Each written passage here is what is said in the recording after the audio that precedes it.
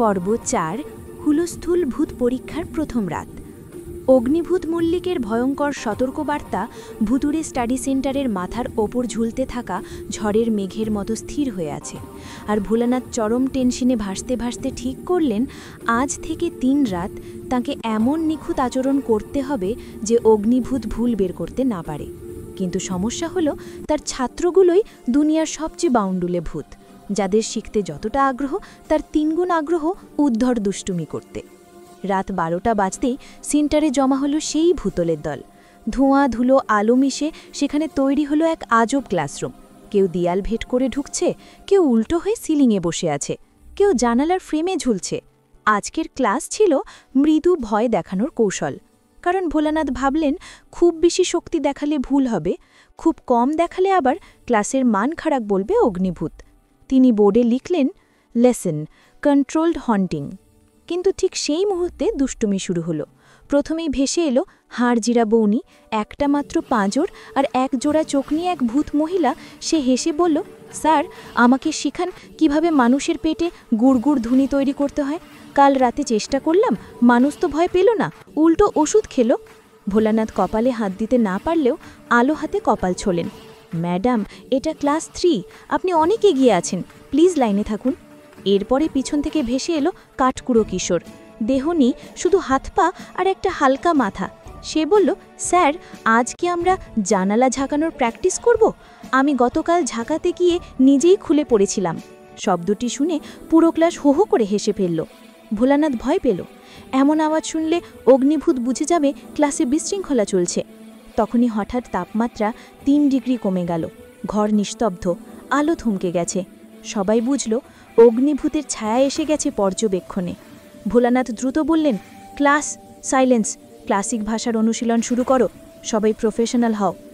কিন্তু ছাত্ররা তো ছাত্রই, যে কোনো ভূতের চেয়ে বেশি ঝামেলাপ্রবণ। হাড়জিরা বৌনি উল্টো ভাসতে লাগলো, তার পাঁজর টুংটাং শব্দ করছে। কাঠকুড়ো কিশোর ভেসে ভেসে বারবার মাথা সিলিংয়ে ঠুকছে। অন্যদিকে 2 বন্ধু ভূত কালুরাম আর শফিকুল চুপি চুপি শেকল টানাটানি করতে করতে এত জোরে শব্দ করল যে মনে হলো ভেঙে পড়বে কিছুক্ষণের মধ্যেই। এর মধ্যে অগ্নিভূতের গভীর গলা শোনা গেল, শৃঙ্খলা কোথায়? এই শব্দে ক্লাসের আকাশ, ছাদ, দরজা সব কেঁপে উঠল। ভোলানাথ তড়গড়ি করে হাসি মুখে বললেন, স্যার আসলে ওরা প্র্যাকটিক্যাল হন্টিং ওয়ার্ম আপ করছে। অগ্নিভূত আগুন চোখে তাকিয়ে বললেন, ওয়ার্ম আপ নয়, আমি দেখি অস্থিরতা। শৃঙ্খলা ছাড়া ভূত হয় না। এই বলে তিনি ভেসে এলেন ঠিক ভোলানাথের সামনে। রুম্পা, যে লুকিয়ে খাটের আড়াল থেকে পর্যবেক্ষণ করছিল, হঠাৎ বলল, স্যার আজকে প্রথম রাত, আপনার সামনেই ক্লাস চলছে বলে সবাই নার্ভাস, একটু সময় দিন। অগ্নিভূত রুম্পার দিকে ফের তাকালেন। মানুষ হওয়া সত্ত্বেও তার সাহস থেকে তিনি থমকে গেলেন। আগুন চোখ একটু ম্লান হলো। তিনি বললেন, ঠিক আছে, কিন্তু আমি পরীক্ষা নিতে এসেছি, সেন্টারের অশৃঙ্খলা দেখতে নয়।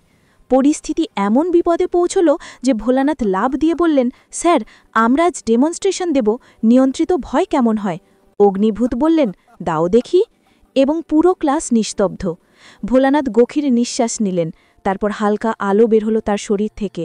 তিনি ভাসতে ভাসতে মৃদু ফিসফিসে আওয়াজ দিলেন, উ উ উ আমি এসেছি। তারপর জানালা আস্তে আস্তে দুলে উঠল, বইগুলো উল্টে গেল, বাতাসে ঠান্ডা নেমে এলো। এবার পুরো ক্লাস প্রথমবারের মতো চুপচাপ ভয় তাকিয়ে রইল, কারণ এবার ভোলানাথ সত্যিই ভালো পারফর্ম করছে। অগ্নিভূত কিছুক্ষণের জন্য স্থির হয়ে রইলেন, তার আগুন চোখ ধীরে ধীরে স্বচ্ছ হলো, যেন তিনি অবাক হয়ে যাচ্ছেন। তারপর তিনি বললেন, মন্দ নয়। কিন্তু ঠিক সেই মুহূর্তে সমস্যা হলো। ক্লাসের পিছনে থাকা বাতাসি ভূত নামের একটা ছেলেটা, যে সবসময় বাতাসের ঝাপটায় ভাসে, সে হাঁচি দিল।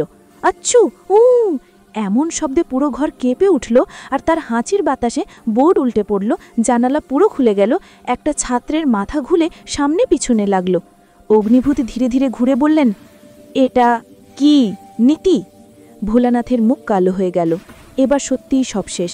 কিন্তু রুম্পা আবার দ্রুত দাঁড়িয়ে বলল, স্যার ওর ঠান্ডা লেগেছে, ভূতেদেরও সর্দি কাশি হয়, এটা আপনি জানেন। এটা দুষ্টুমি নয়, এটা সিম্পলি ভূতীয় অ্যালার্জি। অগ্নিভূত কিছুক্ষণ ভাবলেন, তার নীল আগুন ধীরে ধীরে শান্ত হল।